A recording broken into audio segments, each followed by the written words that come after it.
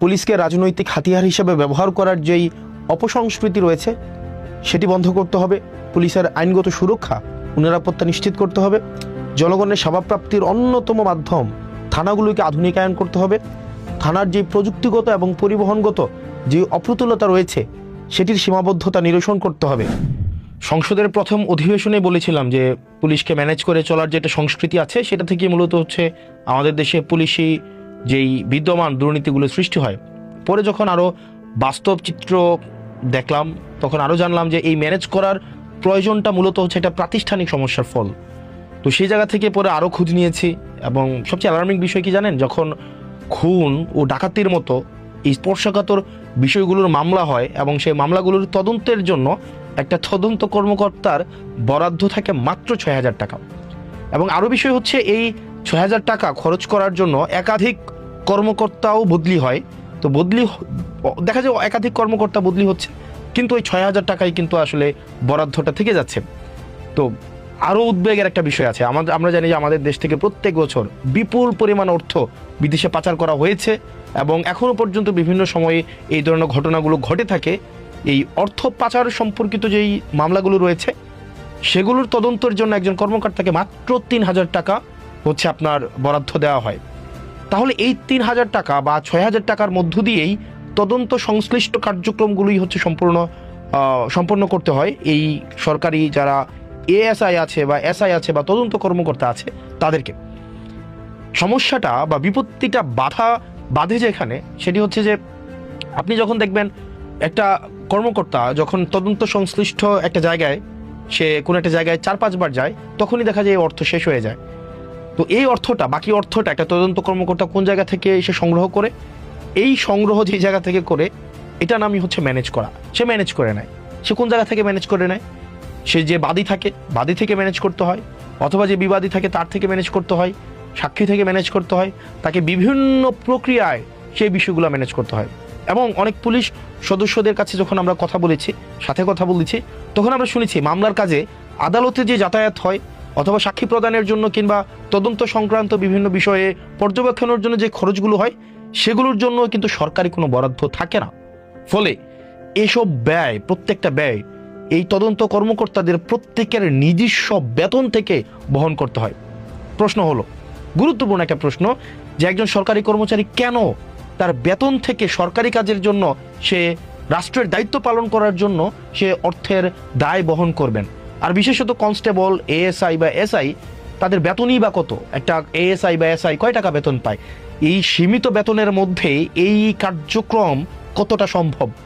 সুতরাং আমি যদি এই বিদ্যমান সমস্যাটা রেখে আমি যদি একটা তদন্ত কর্মকর্তার কাছ থেকে স্বচ্ছতা প্রত্যাশা করি তাহলে সেটা এক ধরনের হিপোক্রেসি।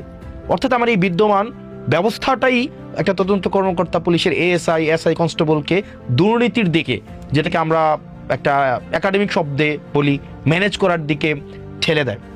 আরেকটা বিষয় হচ্ছে যে, এবং এটার মধ্য দিয়ে আমরা দেখতে পাই যে একটা দুর্নীতির স্থায়ী একটা প্রাতিষ্ঠানিক দায়মুক্তির ব্যবস্থা গড়ে ওঠে।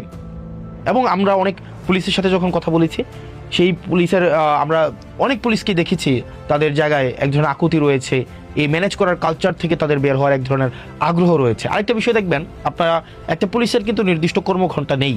আমরা সংসদে বলেছিলাম যে 15-16 ঘন্টা বা তারও বেশি সময় যে ওভারটাইম করানো হয় সেটার জন্য যেন তাদেরকে ওভারটাইম দেওয়া হয়। কারণ তাদের যে চাকরির প্রকৃতি একটা জরুরি সেবামূলক কার্যক্রম এবং তাদের জায়গা থেকে দেখা যায় আমাদের লোকবলের ঘাটতি রয়েছে, সেই জায়গা থেকে তাদের ওভারটাইম এবং জরুরি ভিত্তি বিবেচনা করে তাদের অনেক সময় তাদের প্রত্যাশিত বা তাদের বরাদ্দ কাজের থেকে বেশি সময় ডিউটি করতে হয়।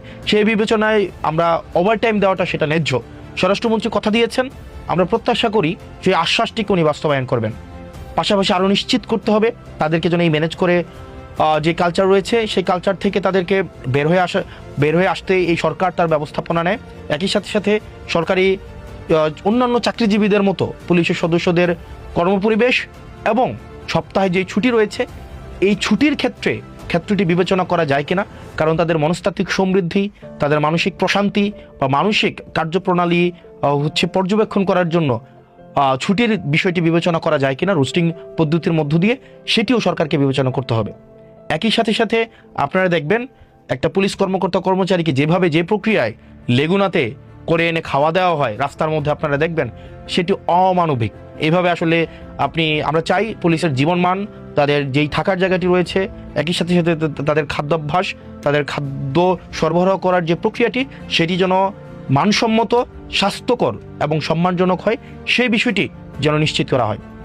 এবং যে বিষয়টি গুরুত্বপূর্ণ, যে জনগণের একটা বড় অংশ এখনো পর্যন্ত বিপদে পড়লে পুলিশের কাছে যেতে দ্বিধাবোধ করে, এই অবিশ্বাসটা দূর করা জরুরি। এমন একটি পরিবেশ আমাদেরকে গড়ে তুলতে হবে যেখানে মানুষ প্রথমেই যেন পুলিশের শরণাপন্ন হয় এবং পুলিশ যেন তার আস্থার জায়গায় মানুষ পুলিশকে নিয়ে আসে। এর জন্য প্রয়োজন আমাদের গুরুত্বপূর্ণ পরিবর্তন দরকার। যেমন পুলিশকে আমাদের না বলা শেখাতে হবে এবং রাষ্ট্রীয় ট্রেনিংয়ের মধ্য দিয়ে সেটি নিশ্চিত করতে হবে। আইন বহির্ভূত বা অন্যায়ভাবে কোনো নির্দেশ এলে তা প্রত্যাখ্যান করার মানসিকতা এবং সাহস পুলিশের থাকতে হবে। আপনারা জানবেন যে অনেক ক্ষেত্রেই দেখা যায় প্রভাবশালী ব্যক্তি বা মহল পুলিশের উপরে চাপ সৃষ্টি করে অনেক সময় বেআইনি এবং নীতিবিরুদ্ধ কাজ করতে পুলিশকে বাধ্য করে। সেই জায়গা থেকে আমরা চাই পুলিশ বের হয়ে আসুক, পুলিশ না বলা শিখুক। এমনকি এই জায়গাতে আমরা জনপ্রতিনিধি যারা আছি, আমরা এই সংস্কৃতির বাইরে নয়, আমরা জেনে না জেনে, চেতন বা অবচেতন মনে আমরা এই সংস্কৃতির অংশ হয়ে যাই। সেজন্য পুলিশকে আমরা চাই অন্যায্য, আমরা চাই না কোনো যেই জিনিসটা লফুল না, এই ধরনের কোনো অর্ডার যেন তারা বাস্তবায়ন না করে। সেই জায়গায় পুলিশের না বলার এই সাহস এবং পেশাগত সততা পুলিশের থাকা উচিত। পুলিশকে অবশ্যই আমরা একই সাথে সাথে এটাও বিশ্বাস করি যে পুলিশের অবশ্যই সরকারের ঊর্ধ্বতন কর্তৃপক্ষের আইনসম্মত নির্দেশ পালন করতে হবে। এটাই হচ্ছে শৃঙ্খলার ভিত্তি। তবে বেআইনি নির্দেশ মানার কোনো ধরনের বাধ্যবাধকতা থাকতে পারে না। কারো বিরুদ্ধে সুনির্দিষ্ট অভিযোগ বা গ্রেফতারি পরোয়ানা থাকলে আইনানুগ ব্যবস্থা নেওয়া হবে, এটাই স্বাভাবিক। কিন্তু আইনের বাইরে গিয়ে কাউকে বাসা থেকে তুলে নিয়ে আসা হবে, গ্রেফতার করা হবে, গুম করে ফেলা হবে, সেটি কখনোই গ্রহণযোগ্য হতে পারে না। এই অবস্থান যদি আমরা পরিবর্তন করতে চাই, তাহলে পুলিশের সদস্যদের, প্রত্যেকটা সদস্যদের আইনি সুরক্ষা নিশ্চিত করতে হবে এবং সেটির জন্য আমাদের ঐক্যমত্য প্রয়োজন আছে। এই অবস্থান অবশ্যই পুলিশ যাতে বেআইনি আদেশ প্রত্যাখ্যান করার ফলে কোনো ধরনের আইনি জটিলতার মধ্যে না পড়তে হয়, কোনো ধরনের হয়রানির শিকার যেন কোনো পুলিশ সদস্যকে না হতে হয়, সেই বিষয়টি ওই সরকারকে নিশ্চিত করতে হবে। একই সাথে সাথে এটিও নিশ্চিত করতে হবে মেধা ও যোগ্যতার ভিত্তিতেই পুলিশের পদায়ন ও পদোন্নতি যেন নিশ্চিত হয়, সেটিও সরকার যেন নিশ্চিত করে।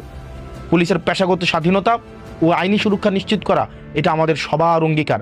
আমরা চাই পুলিশ স্বাধীন এবং সুরক্ষিতভাবে তার পেশাদারি ভূমিকা পালন করুক। আমি একজন জনপ্রতিনিধি হিসেবে আমি যখন মাঠ পর্যায়ে কাজ করতে যাই, আমরা দেখি রাষ্ট্রের পলিসি বাস্তবায়ন করার ক্ষেত্রে পুলিশের ভূমিকা ফিল্ড লেভেলে অনস্বীকার্য। তো সেই জায়গা থেকে এই যে আমরা পুলিশ সংস্কার কমিশনের কথা বলছি, এটি শুধুমাত্র পুলিশের শুধু নিরাপত্তা দেওয়ার জন্য নয়, এটি শুধুমাত্র পুলিশের অধিকার যথাযথ বাস্তবায়ন করার জন্য। পুলিশ যদি জনগণের হতে চায়, আমরা চাই না পুলিশ কোনো দলের হোক, পুলিশ কোনো সরকার দল, বিরোধী দল, পুলিশ কোনো এই ধরনের দলদাস হিসাবে পুলিশ তার কার্যক্রম পরিচালনা করুক, সেটা আমরা কখনোই চাই না। আমরা চাই পুলিশ জনগণের হয়ে উঠুক। সেই জায়গা থেকে আমরা কিছুদিন আগে একজন পুলিশ কর্মকর্তার যে ধরনের বক্তব্য আমরা শুনেছি, সেটি পুলিশের, আমি বিশ্বাস করি বা আমরা যখন পুলিশের সাথে কথা বলি, অধিকাংশ পুলিশের মনস্তত্ত্ব বা পেশাগত যেই দায়িত্ববোধ, সেই পুলিশ কর্মকর্তার অবশ্যই বক্তব্যের সাথে সাযুজ্যপূর্ণ না। তো সেই জায়গা থেকে আমরা চাই পুলিশকে আধুনিক, যুগোপযোগী এবং জনগণের পুলিশে যদি আমরা রূপান্তর করতে চাই, তাহলে পুলিশের যে সেবাগুলো রয়েছে সেগুলোকে নিশ্চিত করতে হবে, কাঠামোগত পরিবর্তন করতে হবে, তাদের আইনি সুরক্ষা নিশ্চিত করতে হবে এবং দিন শেষে তাদেরকে না বলা শেখাতে হবে।